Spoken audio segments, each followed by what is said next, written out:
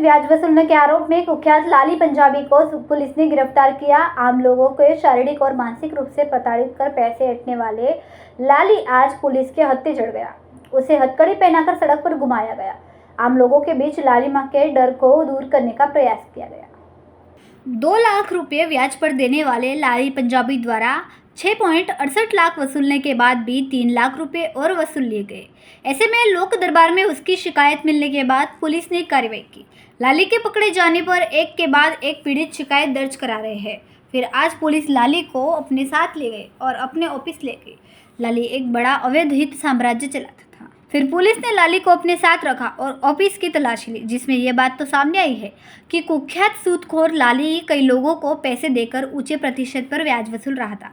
इससे पहले वह एक अपराध में अग्रिम जमानत पर पेश हुए थे। उधना पुलिस ने उसके कार्यालय की तलाशी ली तो कई खाली चेक और डायरिया मिले। संवाददाता अश्वनाथ छिड़साट, BHP न्यूज, सूरत। धर्मेंद्र अमरसिंह हंजरा उर्फे धर्मेंद्र लाली एना विरुद्ध व्याजखोरी करवा माटेना 2 गुना दाखल थयेला छे। आ 2 गुनामां गईकाले एनी एक गुनामां धरपकड़ पण करवामां आवी छे। त्यारबाद धरपकड़ बाद तेनुं इंट्रोगेशन करवामां आव्युं हतुं। इंट्रोगेशनमां કેટલીક બાબતો પોલીસના ધ્યાને આવી હતી, કેટલીક ઇન્ફોર્મેશન પોલીસ પાસે અમુક અગાઉ પણ મળી હતી અને આ ઉપરાંત વધુ ઇન્ફોર્મેશન મળી હતી, જે અનુસંધાને આજે જે આ ધર્મેન્દ્ર લાલી છે એની ઓફિસ ખાતે એક સર્ચ ઓપરેશન હાથ ધરવામાં આવ્યું હતું।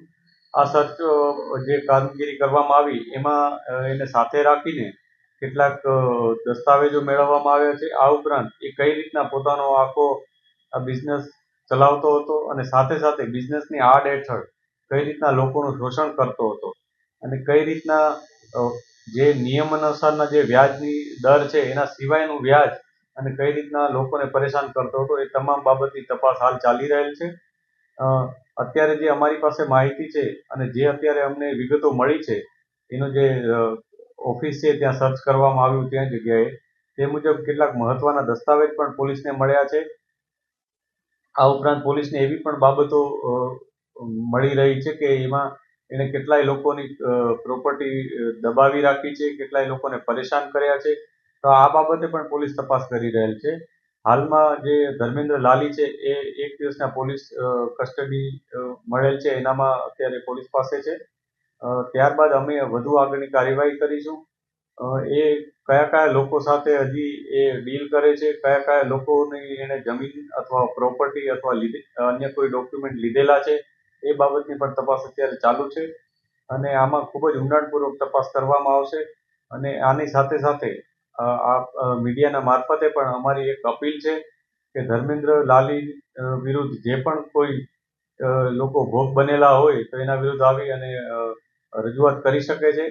એ રજૂઆતમાં જે પણ જેન્યુઅન ડોક્યુમેન્ટ્સ અને જે પણ જેન્યુઅન એવિડન્સ હશે એના ઉપર અમે કાયદેસર કાર્યવાહી કરીશું અને આવા કોઈ પણ વ્યાજંકવાદીઓ કે જે લોકો વ્યાજખોરી કરીને લોકોનું શોષણ કરે છે એના વિરુદ્ધ અવશ્ય આપ રજૂઆત કરવા માટે અમારી પાસે આવી શકો છો। લાલી ખૂબ જ માથાભારે તરીકેની છાપ ધરાવે છે અને વર્ષોથી વ્યાજખોરીના ધંધામાં પંકાયેલો છે, જેથી લોકો ફરિયાદ કરવા માટે આગળ આવવાથી ખૂબ જ ડરી રહ્યા છે। તો એને લઈને પોલીસ કઈ રીતે આ લોકો માટે મદદરૂપ કરશે?